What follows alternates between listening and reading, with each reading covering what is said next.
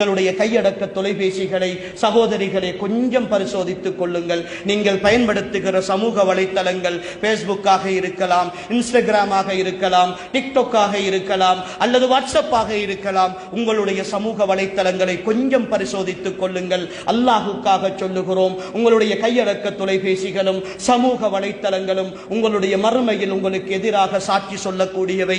அல்லாஹுக்காக பாவங்களை விட்டு செல்லாதீர்கள். அல்லாஹுக்காக பாவங்களை விட்டு செல்லாதீர்கள்.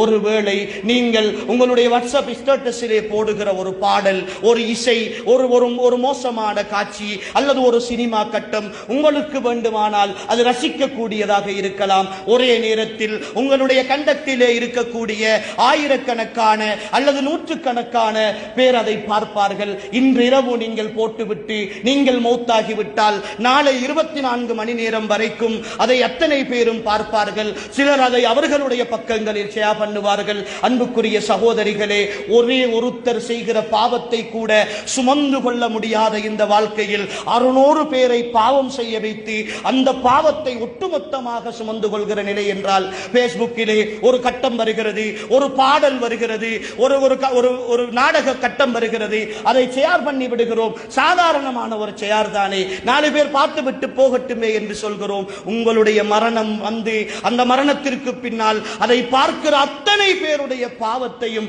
உங்களுடைய கபரிலே சுமந்து கொள்ள போகிறீர்கள் என்பதை புரிந்து கொள்ளாமல் தானே இருக்கிறோம். அன்புக்குரியவர்களே, ஏதோ 4 போட்டோஸ்களை போட்டு, அதை ஒரு இசையை போட்டு, ஒரு சினிமா பாடலை போட்டு எடிட் பண்ணி நாங்கள் டிக்டாக்கிலே பதிவு செய்து விடுகிறோம். இன்றிரவு மௌத்தாகி போனால் அந்த டிக்டாக்கினுடைய அக்கவுண்ட் இருக்கும் காலமெல்லாம் அதை பார்ப்பவர்கள் பார்க்க அத்தனை பேருடைய பாவத்தையும் சுமந்து கொள்கிற நிலையில் அல்லவா அன்புக்குரிய சகோதரிகளே, யுவதிகளே, தாய்மார்களே, நாம் மாறிப்போக வேண்டிய துப்பாக்கிய நிலைக்கு வந்து சேருவோம்.